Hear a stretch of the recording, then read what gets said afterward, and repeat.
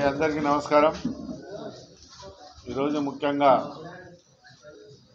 సమావేశం సందర్భంగా మల్లెగూడెం కార్పొరేషన్లో ఒక 15 రోజులు మీరు అందరూ కూడా చూస్తున్నారు. మేయర్ మీద అవిశ్వాసం పెట్టడం జరిగింది ఒక 16 మందితో.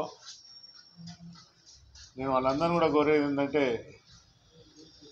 అవిశ్వాసం ఎందుకు పెట్టవలసి వచ్చింది, కారణం ఏంది, ఓ ఎమ్మెల్యే చెప్పకుండా, ఓ ఎంపీకి చెప్పకుండా, మేయర్తో డిస్కషన్ చేయకుండా దీన్ని పెట్టడం కారణం ఏందో మాకు తెలియాలని మేము ఒక పారి అనుకుంటున్నాం. ఏంటంటే, ఒక మేయర్ను దించేటప్పుడు కారణం చూపెట్టాలి.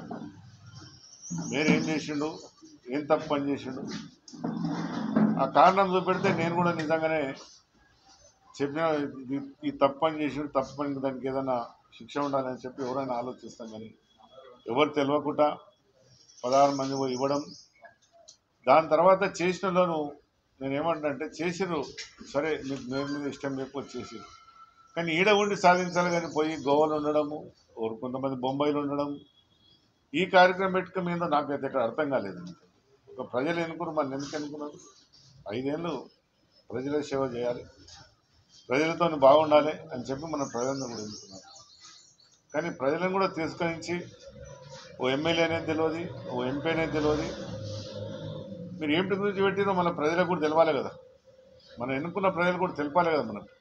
ఈ విధంగా మేయర్ మీరు 5 ఏళ్ళు ఎన్నుకుంటే ఈ మేయర్ తప్పు పని చేశాడు, ఈ తప్పు పని చేసినాక ఆయన దించేస్తున్నాం అంటే నేను కూడా దాన్ని స్వాగతించి ప్రజలు కూడా మనం స్వాగతిస్తాం.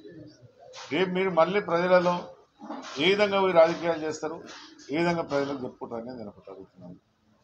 ఇలా 15 రోజులు అంది మీరు ఓటర్లలో ఉండి, ప్రతి ఒక్క ఓటర్కి మీ అందరూ కూడా తెలుసు, ఒక ఇద్దరు ఉండాలంటే 10,000 రూపాయలు అవుతుంది.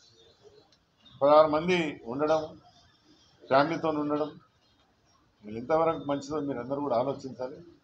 నేను ఎన్నుకున్న ప్రజలను కూడా ఆలోచించమని చెప్తున్నాను. ఇలాంటి నాయకులు ఉంటే దేశం ఎట్లా బాగుపడుతుంది, మన బస్సు ఎట్లా బాగుపడుతుంది, మనం ఒకరు ఆలోచించాలి. ఏ నాయకులైనా మనం ఒకసారి ఎన్నుకుంటాం, 5 ఏళ్ళు మా సేవ చేయాలి, బస్సుని డెవలప్ చేయాలి, ఏదైనా తప్పు ఉంటే మనం కూర్చొని మాట్లాడుకునే ఆలోచన ఉంటుంది. ఆ ఆలోచన లేకుండా ఎవరు సంప్రదింపకుండా అందరూ కూడా పోవడం చాలా బాధాకరం. నేనేమంటే, ఇప్పుడు దీంట్లో కలెక్టర్ గారు కూడా ఒకసారి ఆలోచించాలి, రాష్ట్ర ప్రభుత్వం కూడా, ముఖ్యమంత్రి గారు కూడా ఒకసారి ఆలోచించాలి. ఎందుకు ఇలాంటివి జరుగుతున్నాయి? ప్రభుత్వాలు మారంగానే మారడం అదొక అలవాటు అయిపోయింది. బాగా చాలా జాగ్రత్తలు చూస్తున్నాం.